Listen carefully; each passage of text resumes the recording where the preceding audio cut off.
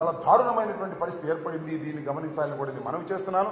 అంతేకాదు నా నియోజకవర్గంలో ఇవాళ కూడా తొండపి అనే గ్రామం అనాథగా అల్లాడుతూ ఉందని మనవి చేస్తున్నాను. టోటల్ ముస్లిం మైనారిటీస్ అందరూ కూడా ఊరు వదిలి వెళ్ళిపోయి అక్కడో ఇక్కడో తలదాచుకునేటటువంటి పరిస్థితి ఏర్పడింది.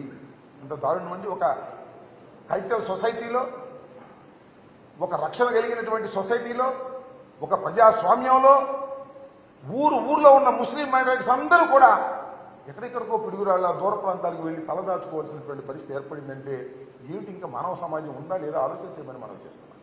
ఇందాక ఆ సిట్ అధికారిని కలిసినప్పుడు కూడా చెప్పారు, తొండపిలో శాంతి భద్రతలు లేవు, ఎక్కడెక్కడో తలదాచుకున్నారు, వాళ్ళందరినీ తీసుకురండి, వాళ్ళందరినీ తీసుకొచ్చి ఆ ఇళ్లలో ఉండే విధంగా చేయాలని. ఏం చేశారండి? తొండపిలో ఇళ్ళు తగలేశారు, ముస్లింస్ ఇళ్ళు తగలేశారు. అంతేకాదు ముస్లింలు బైకులు బళ్ళు మొత్తం తగలేశారు. దారుణంగా ప్లాన్గా చేసి పోలింగ్ అయిపోయిన రోజు సాయంత్రం చాలా దారుణంగా వ్యవహరించారు. అలాగే మాదల్లో కూడా జరిగింది. మాదల్లో తట్టుకోగలిగారు, కానీ తొండపిలో మాత్రం తట్టుకోలేక గ్రామాలు వదిలి పారిపోయినటువంటి పరిస్థితి. చాలా చోట్ల నుంచి నాకు ముస్లిమ్స్ ఫోన్ చేస్తున్నారు, ఏమండి తొండపి వాళ్ళు మా దగ్గరికి వచ్చారు, వాళ్ళు రక్షణ కల్పిస్తున్నాం, ఏంటండి తొండపి ఎప్పుడు వెళ్తారు ఏంటని నేను మనవి చేస్తున్నాను. మీ ద్వారా సిట్కి మనవి చేస్తున్నాను, మీ ద్వారా పోలీస్ అధికారులకు మనవి చేస్తున్నా, కొత్త ఎస్పీ గారు ఇంకా జాయిన్ అయినట్టుగా లేరు, వాళ్ళందరికీ మనవి చేస్తున్నా, తొండపిలో శాంతి భద్రతలు నెలకొల్పే విధంగా చూడండి. ఎవరైతే ఇళ్లు వదిలి పారిపోయి ఎక్కడో తలదాచుకుంటున్నారో వాళ్ళందరినీ తీసుకొచ్చేటటువంటి ప్రయత్నం చేయండి. ఇలాంటి పరిస్థితి నేను ఈ మధ్యకాలంలో ఎప్పుడు చూడలేదు. ఊళ్ళు వదిలిపెట్టి వెళ్ళిపోయినటువంటి పరిస్థితి, లా అండ్ ఆర్డర్ ఏమైపోయింది ఈ సమాజంలో అనేటువంటి బాధ కలుగుతా ఉంది.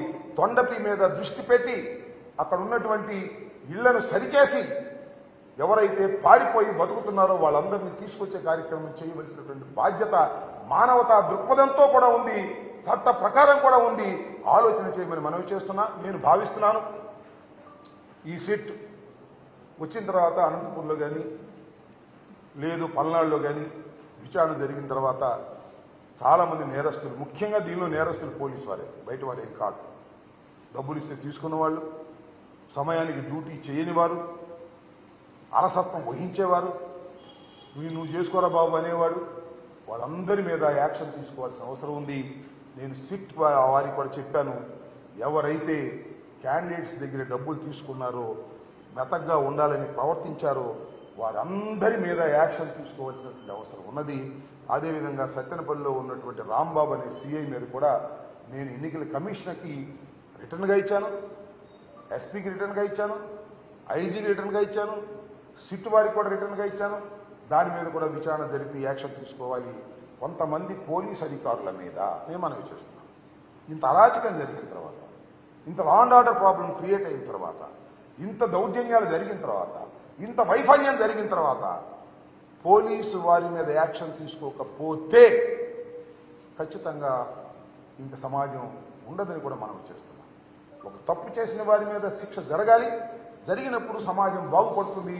మళ్ళీ భయం వేస్తుంది, ఎస్ మనం డ్యూటీ సరిగ్గా చేయకపోతే ఇంకా మనకు శిక్ష తప్పదు అనేటువంటి భావన కలిగే విధంగా ఈ సిట్ న్యాయం చేస్తుందని, ఖచ్చితంగా ఎవరైతే పోలీస్ అధికారులు అలసత్వంతో ఉన్నారో, ఎవరైతే కరప్ట్ అయ్యి డ్యూటీని చేయలేదో వాళ్ళందరి మీద వేటు వేయవలసిన అవసరం ఉంది. ఇప్పటికే కొంతమంది సస్పెండ్ చేశారు, అవసరమైతే రిమూవ్ చేయాల్సినటువంటి అవసరం కూడా ఉంటుంది. ఎన్నికల సమయంలో పోలీసు వ్యవస్థ ఫెయిల్యూర్ ఎంత దారుణాలు జరుగుతాయి, ఫలితాలు తారుమారవుతాయి, ప్రజల యొక్క అభిప్రాయాన్ని వ్యక్తం చేయలేని పరిస్థితి వస్తుంది. కాబట్టి పోలీసు అధికారులు దీని మీద యాక్షన్ తీసుకుంటారని, రాజ్యాంగం వారికి కల్పించినటువంటి హక్కును సద్వినియోగం చేసుకుంటారనేటువంటి విశ్వాసంతో నేను ఉన్నాను. అదే విషయాన్ని వారికి కూడా చెప్పడం జరిగిందని కూడా ఈ సందర్భంగానే మనం ఎవరైనా అటువారైనా ఇటువారైనా, మా వాళ్ళు కూడా కొన్ని చోట్ల అగ్రెసివ్గా ఉంటే ఉండవచ్చు, నేను కాదు నాన్న, that is also failure of the police. ఒక చోట బ్రేక్ చేసినట్టయితే ఆటోమేటిక్గా వాళ్ళు కూడా బ్రేక్ అయిపోతారు.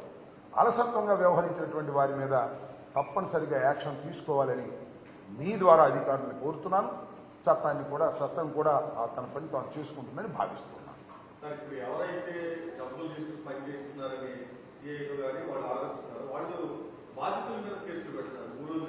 ఎస్ ఏంటంటే